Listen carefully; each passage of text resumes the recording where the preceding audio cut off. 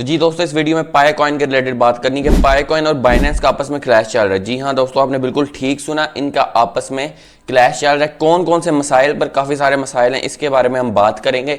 और क्या ये मसाइल कभी भी लिस्टिंग की तरफ नहीं लेकर जाएंगे, इसके रिलेटेड भी हम बात करने वाले हैं। और अगर लिस्टिंग बाइनेंस की नहीं होती तो क्या इसका पाई कॉइन पर इम्पैक्ट पड़ेगा, इसके रिलेटेड कंप्लीटली तौर पर बात करने वाले हैं। बाकी जो है अभी मार्केट के बारे में बात करेंगे, पाई कॉइन की प्राइस के रिलेटेड बात करेंगे। सब कुछ आपके सामने मैं डिस्कस करूंगा कि बाइनेंस और पाई के दरमियान क्या क्लैश हो रहा है, जो कि इन दोनों के दरमियान अंडरस्टैंडिंग नहीं बन रही बेसिक। और साथ में यहाँ पर बायबिट भी, और ये सारी इनके सेम ही आपस में मसले हैं। तो क्या मसले हैं ये मैं आपके साथ डिस्कस करने वाला हूँ, तो वीडियो को एंड तक वॉच करना।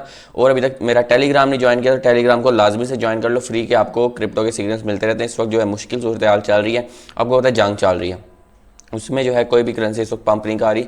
तो उसके बारे में हम थोड़ी सी अब रिसर्च करेंगे और आपको अच्छे टोकन्स ढूंढ कर देंगे अपने टेलीग्राम में, ये मेरी कोशिश रहेगी। चलें टेलीग्राम को ज्वाइन कर लें, चैनल को अभी तक सब्सक्राइब नहीं किया तो कर लें, और वेबसाइट ऊपर आ रही है। अब बात करते हैं क्या क्या आगे होने वाला है, इसकी प्राइस कब बढ़ेगी, सेकंड पाई डे के बारे में बात करेंगे, मार्केट के बारे में बात करेंगे, मेन हम बाइनेंस की लिस्टिंग के बारे में बात करेंगे कि कौन से फैक्टर्स हैं जो कि इसको लेकर जाएंगे बाइनेंस की लिस्टिंग की तरफ अगर नहीं होती, और इनका क्या आपस में क्लैश चल रहा है, सब कुछ इस वीडियो में डिस्कस करेंगे। चलते हैं कंप्यूटर स्क्रीन की तरफ और आपको कंप्लीटली तौर पर बताते हैं कि क्या क्या मसाइल बेसिकली चल रहे हैं इनके आपस में। तो जी दोस्तों, यहाँ पर कंप्यूटर स्क्रीन पर आ चुके हैं, आपके साथ कुछ पॉइंट्स शेयर करूंगा। पहला, सबसे पहला जो फैक्टर है ये आप गौर से सुने, ये मैं आपको पहले भी वीडियोस में बता चुका हूँ, लेकिन सबसे ज़्यादा जो है इंपॉर्टेंट यही है कि आपको पता है OKX ने और बिटगेट ने और यहाँ पर Gate.io ने जब किया है तो उन्होंने फ्री में बहुत ज़्यादा पाई कॉइन्स नहीं दिए लोगों को, जबकि बाइनेंस बायबिट इसके मुकाबले में बहुत ज़्यादा देता है, जो कि लॉन्च पूल्स होती हैं, हॉडलर एयर ड्रॉप्स होते हैं, या फिर हमें मेगा ड्रॉप्स नजर आते हैं। तो उसमें जो है लोगों को मिलियंस ऑफ टोकन्स फ्री में मिलते हैं, यानी वो सिर्फ पैसे लगाते हैं, उसके बाद पैसे भी वापस मिल जाते हैं और फ्री में टोकन्स भी मिल जाते हैं। और इस तरह से वो BNB की भी ट्रेड करवाते हैं, यानी BNB आपको बाय करने पड़ते हैं और USDT, जिससे वो चीज़ें मजीद स्ट्रॉन्ग होती हैं।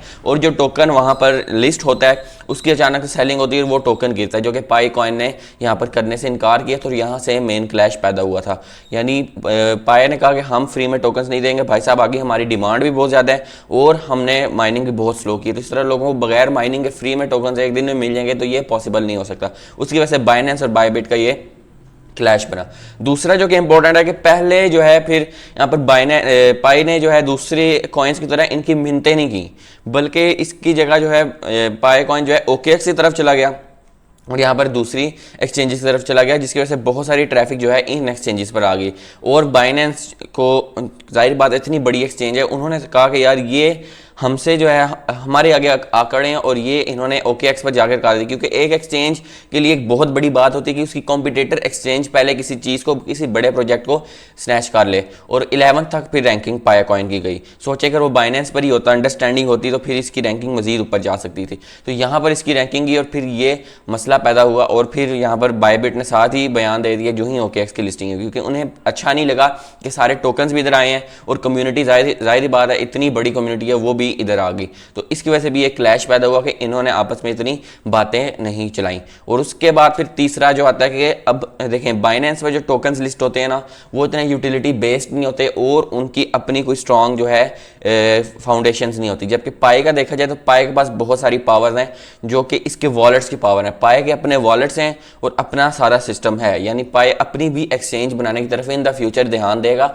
जो कि बाइनेंस जो है नहीं चाहता। क्योंकि बाइनेंस जो है वो हमेशा उन कॉइन्स को अपनी तरफ लिस्ट करता है जो कि बाइनेंस के अंडर कंट्रोल हो, यानी वो बाइनेंस के अंदर ट्रेड होते हैं, और अगर बाइनेंस उन्हें लिस्ट या डीलिस्ट करता है तो उन्हें अच्छा खासा फर्क पड़े। लेकिन पाई कॉइन ऐसा है कि पाई की जब इकोसिस्टम स्ट्रांग होगा ना, बाइनेंस दूर का देख रहा है कि जब इकोसिस्टम स्ट्रांग होगा तो ये टोकन तो हमारे अंडर रहेगा नहीं, क्योंकि ऑलरेडी ये मार्केट के अंडर चलता नहीं है। ये बात तो आपको पता है। अभी बेशक इसकी प्राइस डाउन, आप लोग कहते होंगे ये टोकन अच्छा नहीं है, लेकिन ये आपको वक्त ही बताएगा। आप सब्र करेंगे, आप पेशेंस रखेंगे तो आपको पता चल जाएगा। अगर क्रिप्टो मार्केट में आप पेशेंस नहीं रखते, कोई फायदा नहीं है, आप ट्रेडिंग छोड़ दें।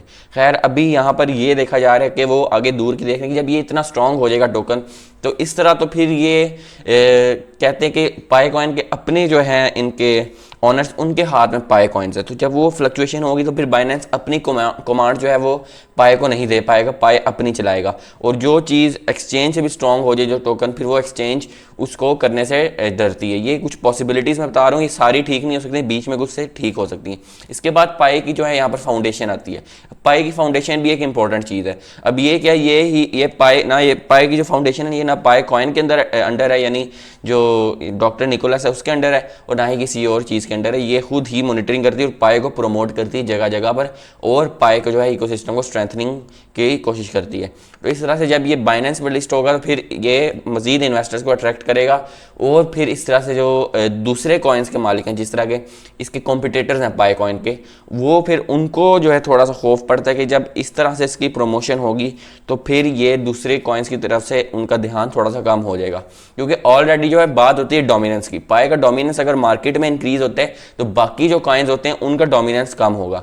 तो अगर इसका डोमिनेंस इंक्रीज होगा तो बाकी कॉइन्स का बिजनेस कम होगा, और वो फिर ऑनर्स जो है बाइनेंस को थोड़ा सा प्रेशराइज भी करते हैं। बहुत सारे फैक्टर्स हो सकते हैं, मैं 100% कंफर्म नहीं कर रहा। पाए वॉलेट्स बता दी, इसमें गेमिंग्स होती हैं और सब कुछ होता है, और पाए अपनी एक्सचेंज बनाता है। इसके बाद जो है पाए कॉइन की ऐप्स आती हैं। अब ऐप्स पर जो है बहुत दूर के बारे में हम सोचते हैं कि अभी तो अगर बाइनेंस पर लिस्ट हो जाता ठीक है, प्राइस भी ऊपर चली जाएगी, लेकिन इन द फ्यूचर जब इकोसिस्टम स्ट्रांग होना शुरू होगा और पाए की ऐप्स आना स्टार्ट होंगी तो फिर पाए कॉइन क्वाइट पॉसिबल है, मैं 100% नहीं कहूँगा कि बाइनेंस को यह भी डिमांड कर सकते हैं कि हम आपके बाइनेंस ऐप अपने पाए इकोसिस्टम में लॉन्च करना चाहते हैं। तो उसकी वजह से जब पाए का इकोसिस्टम स्ट्रांग हो जाएगा तो वो फिर इसको डीलिस्ट नहीं करेगा, क्योंकि बाइनेंस को नुकसान होगा। तो फिर बाइनेंस फंस जाएगा ऐप के दरमियान में और पाए कॉइन के दरमियान में कि इसको डीलिस्ट करें या इसकी ऐप पर आए। तो इसकी वजह से भी थोड़े बहुत मसले पड़े। ये मसले अब हल किस तरह होंगे ये आपके साथ डिस्कस करना है। अभी अगर पाए कॉइन की लिस्टिंग हो जाती है, और पहले इसके बारे में बात करें तो इसका इफेक्ट क्या होगा अगर लिस्टिंग नहीं होती।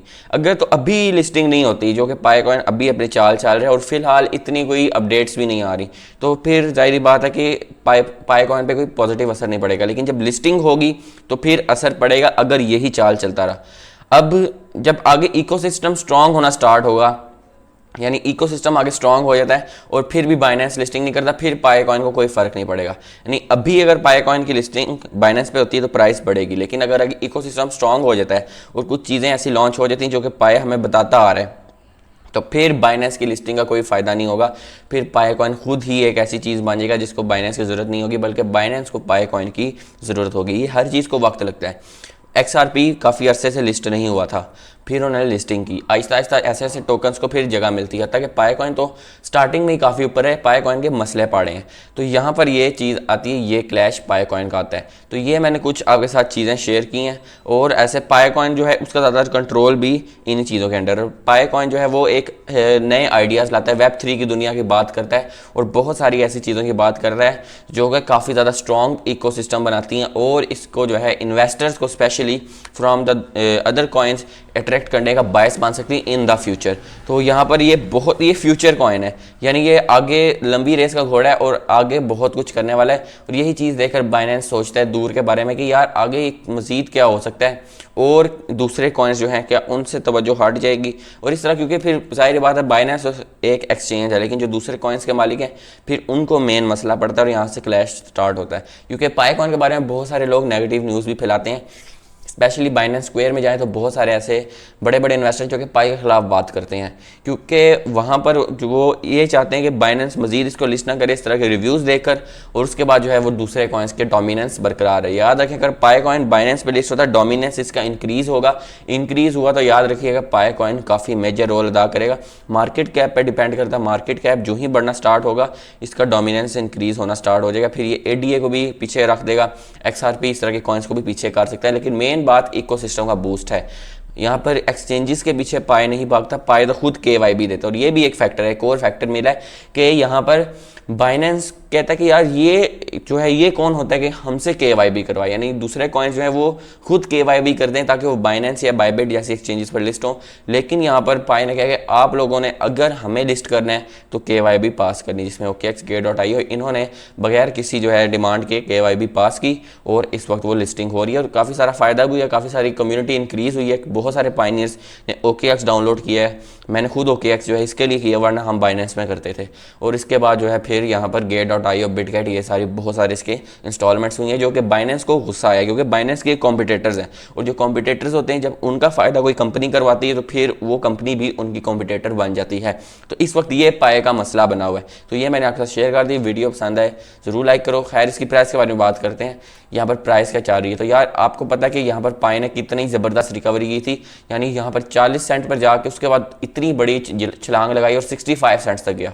यानी पूरी मार्केट ने ये नहीं किया जो पाई ने किया, यानी इतनी बड़ी छलांग 25 सेंट की छलांग लगाई एक दिन में। और उस वक्त तो है मार्केट बिल्कुल रुकी हुई थी, लेकिन जो ही जंग स्टार्ट हुई है डाउन ट्रेंड थोड़ा सा स्टार्ट हो गया, जो कि सारी मार्केट का हुआ है। अगर हम बाइनेंस को देखें तो बाइनेंस का भी यही हाल, कॉइन मार्केट कैप खोल लेते हैं, सॉरी यहाँ पर कॉइन मार्केट कैप खोलते हैं और यही हाल सारी मार्केट कैप ब्लीड कर रही है। 1,03,000 पर मार्केट गिरती जा रही है, बिटकॉइन गिरता जा रहा है, थेरियम गिरता जा रहा है, XRP गिरता जा रहा है, सारी मार्केट गिरती जा रही है। और यहाँ पर पाई पर भी उसका थोड़ा सा इफेक्ट है, क्योंकि पाई की यहाँ पर पाई देखा जाए इस तरह नहीं गिरा, क्योंकि पाई की यहाँ पर सप्लाई भी इंक्रीज हो रही है। तो सप्लाई भी इंक्रीज हो रही है, जंग भी चल रही है, इस वक्त कुछ अच्छा नहीं हो रहा।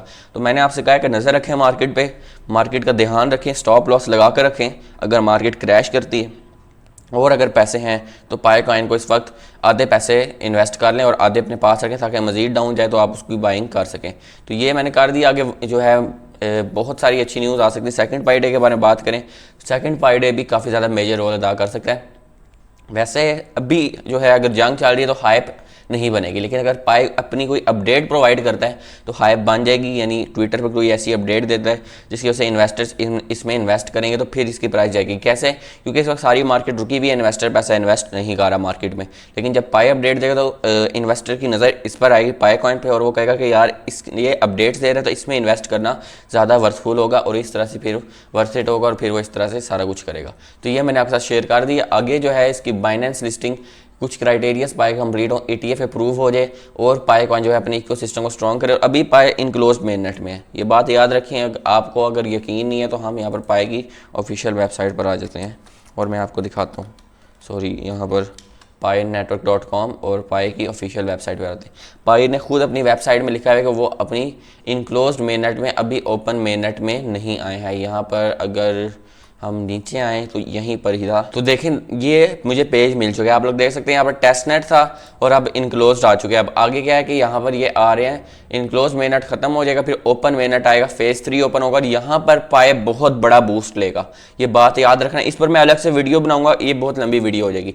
अभी पाई इनक्लोज मेननेट में बेशक एक्सचेंजेस पर लिस्ट हुआ है। इसकी ओपन मेननेट कब होगी? जब इसकी जो है एप्स ऑफिशियली अनाउंस होंगी, इसकी डोमेन्स ऑफिशियली अनाउंस होगी, इसका पूरा इकोसिस्टम ऑफिशियली अनाउंस होगा, इसका जो टोकन है वो एज अ वर्ल्ड यूटिलिटी इस्तेमाल किया जाएगा, इसके जो है वो अमेजोन में इस्तेमाल होगा, टेस्ला में इस्तेमाल होगा, यहाँ पर बड़ी बड़ी चीज़ों में इस्तेमाल होगा और ये बहुत बड़ी चीज़ होगी। याद रखना, ये बहुत ज़्यादा इसकी प्राइस को इंक्रीज़ कर सकती है। ये मैंने आपके साथ शेयर कर दी। खैर यही मैंने आपके साथ शेयर करना था कि फ़िलहाल प्राइस डाउन है तो पैनिक नहीं होना, पूरी मार्केट डाउन है। पाई की जगह जो है आप दूसरी मार्केट को भी देखा करो ताकि आपको मार्केट के बारे में पता चले, और पाई पर क्रिटिसाइज जो है बेशक करो, लेकिन जो है गलत ना करो, क्योंकि इस वक्त पूरी मार्केट को देखो, सिर्फ पाई को ना देखो, और फिर आपको पता चलेगा कि बेसिकली हो क्या रहा है। तो ये थी मेरी वीडियो पसंद है ज़रूर लाइक करो, चैनल को सब्सक्राइब करो ताकि इस तरह की मज़ीद वीडियोज़ आती रहे। तो नई वीडियो तक अल्लाह हाफिज़।